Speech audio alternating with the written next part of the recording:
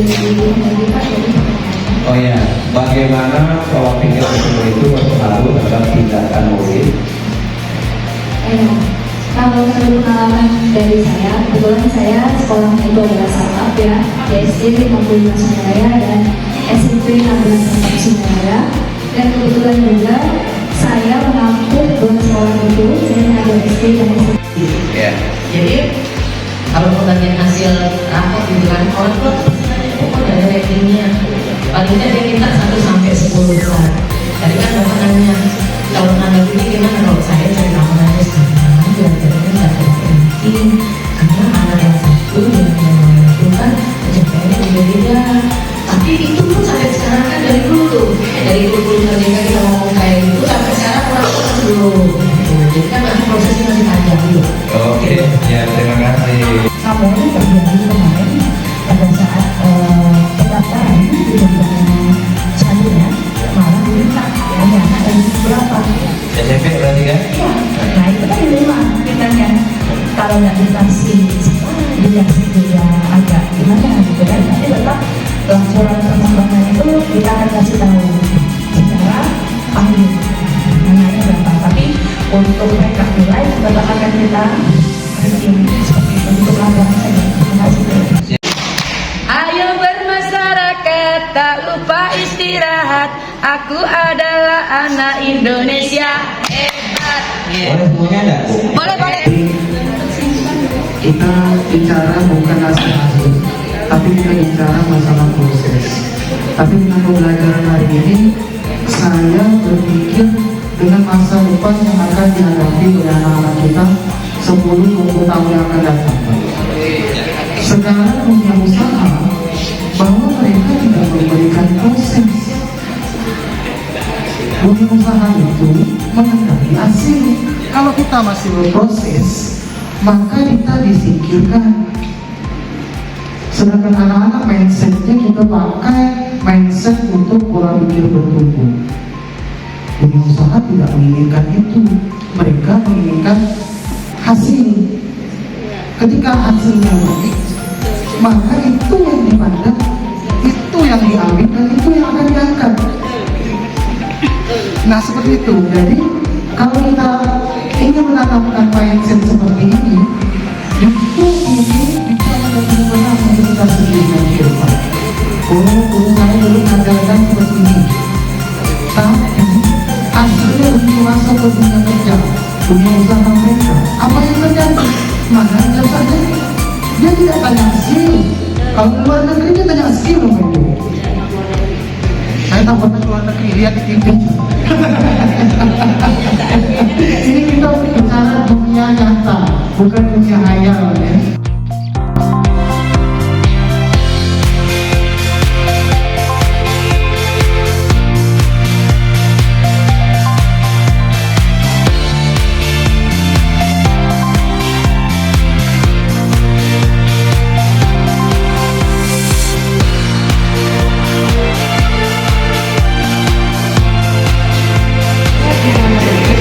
Nah, ini kendala yang nyata adalah tulisannya kecil.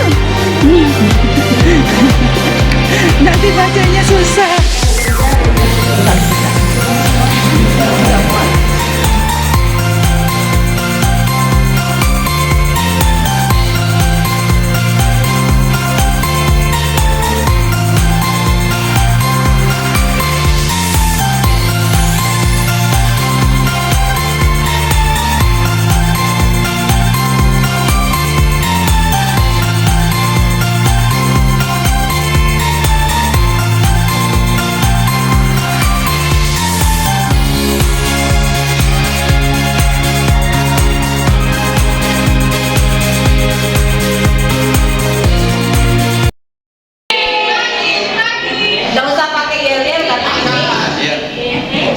Jadi kami dari kelompok Asoy Kepoy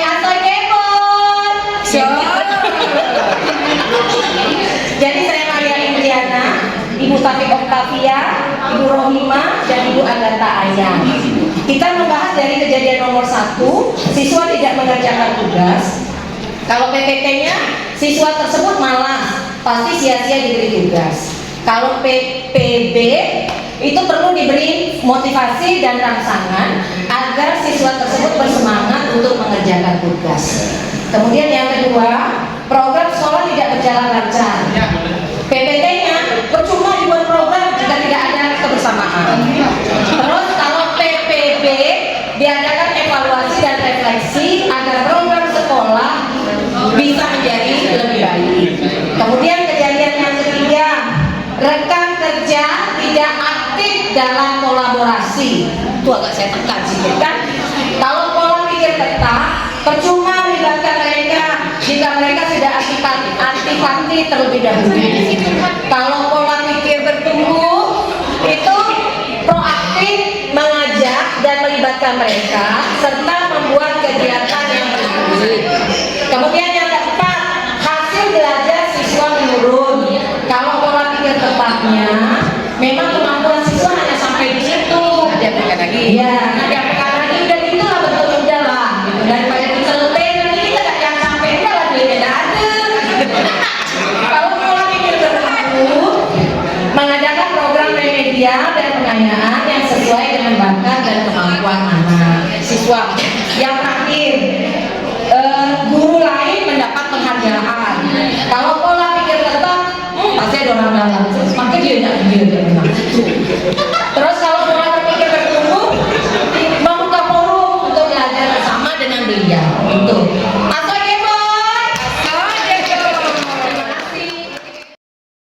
Yang paling cantik istimewa. saya diberi kesempatan untuk memegang mic. Megang cara memegang mic yang profesional. Nanti kan kamu harus latihan. Baik, tadi kelompok apa kemarin? Kami kelompok Sakinah Mawaddah Warahmah.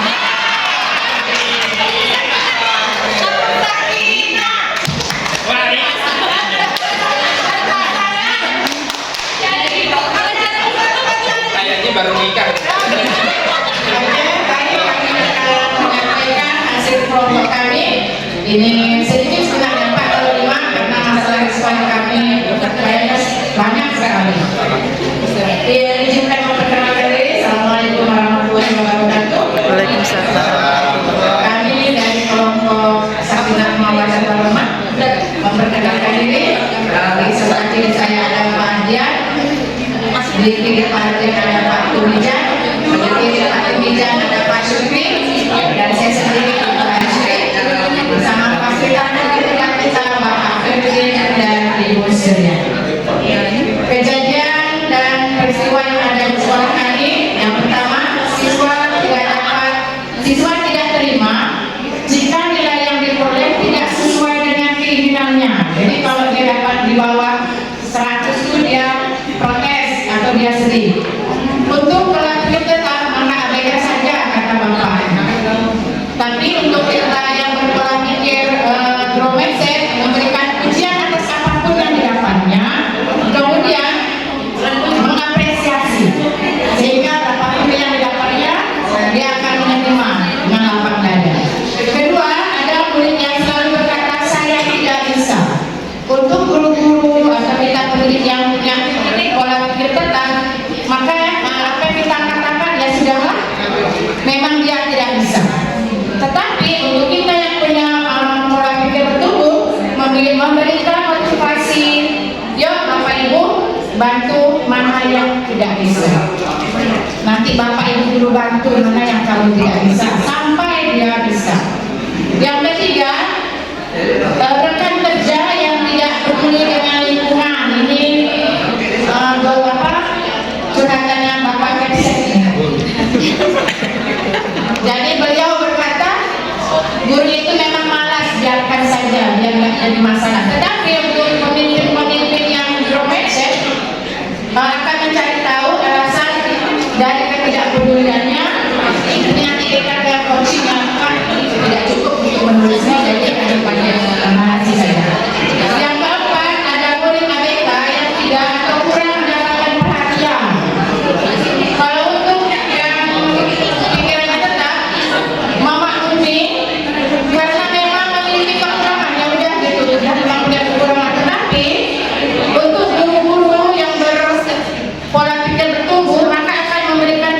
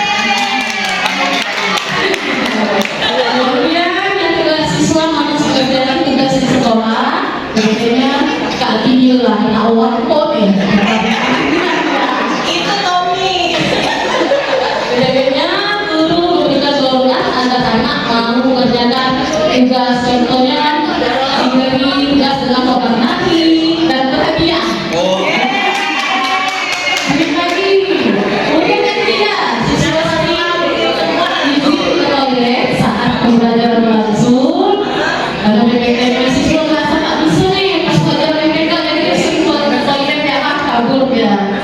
Kemudian PPT-nya guru hanya anggapan yang dirasakan, bertanya aja, enggak. Guru hanya anggapan yang dirasakan, kemudian apa? Yang terakhir mungkin Ibu seperti Bapak Dodi, silakan Pak Dodi. Ini hasil belajar lalu biarkan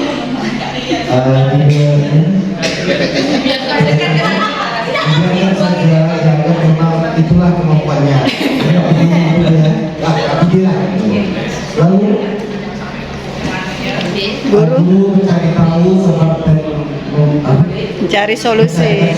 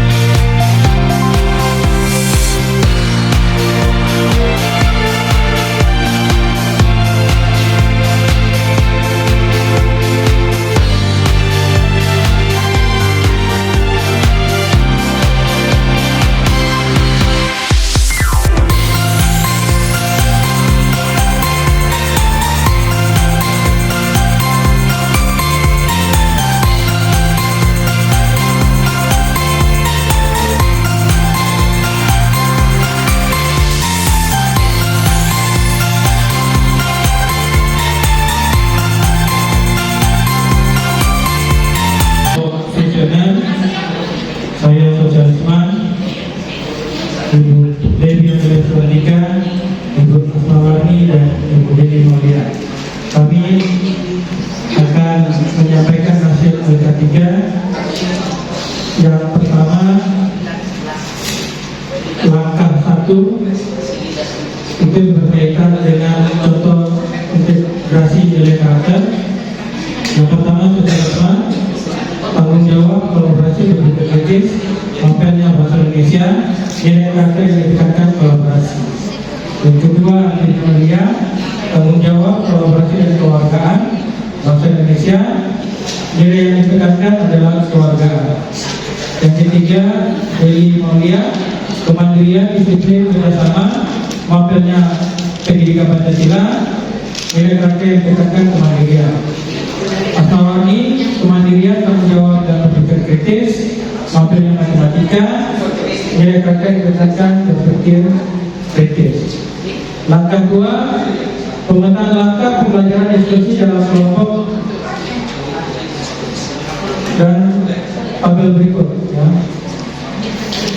Kategori sudah mengintegrasikan nilai karakter, tapi ambil contoh 1 saja. Ini matematika, di mana berhubungan dengan bahasa Indonesia, pendidikan Pancasila, IPS, PJOK, agama dan budaya serta seni budaya. Ini ada kaitannya nanti di materi aritmatika sosial. Selanjutnya saya serahkan ke Bu Asma yang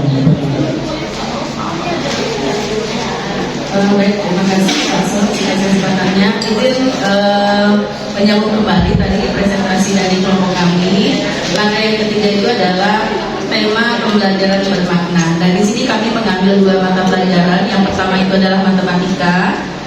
Materi yang kami ambil itu adalah aritmatika sosial. Adapun pembelajaran bermaknanya adalah, jadi materi ini merupakan cabang pengetahuan yang mempelajari konsep matematika dalam konteks sosial, perdagangan, keuangan, ekonomi meliputi transaksi keuangan, pembelian dari penjualan, kemudian juga investasi, pengelolaan uang pribadi dan ekonomi rumah tangga. Nah, kemudian di mapel yang kedua itu yaitu menambahkan penilaian terhadap nilai-nilai karakter dalam kriteria evaluasi. Siswa berpartisipasi dalam turnamen voli di tingkat desa. Ini positif ya. Kemudian contoh peristiwanya, siswa berpartisipasi dalam turnamen voli di tingkat desa. Nilai karakter yang terkait adalah kolaborasi, kemandirian dan kekeluargaan. Cara menaikkan dalam pembelajaran, guru meminta siswa untuk meningkatkan intensitas latihan, kerjasama serta menjaga perilaku sportivitas saat bertanding. Kemudian nilai negatif, contoh peristiwa sampah yang berserakan di lingkungan sekolah. Nilai karakter yang terkait tanggung jawab, kesehatan dan kemandirian. Cara menaikkan dalam pembelajaran, guru meminta siswa berdiskusi tentang dampak sampah bagi kesehatan serta cara pencegahannya. Terakhir, refleksi kelompok. 1. Apa yang paling disadari tentang pentingnya mengintegrasikan nilai karakter dalam semua mapel? Kami menjawab di sini, yaitu mengintegrasikan nilai karakter dalam semua mata pelajaran sangat penting untuk membentuk siswa yang tidak hanya cerdas secara akademis, tetapi juga memiliki integritas dan empati. Integritas antara perkataan dan perilaku itu sinkron, Bapak Ibu. Ya, jadi kalau dia memang berkata jujur, memang perilakunya jujur. Kalau dia berkata A, memang kenyataannya A. Ada integritas di dalam sikap siswa, dan empati, merasakan apa yang dirasakan oleh orang lain. Kemudian apa tantangan yang dihadapi? Kurangnya waktu, variasi pemahaman, resistensi dari siswa.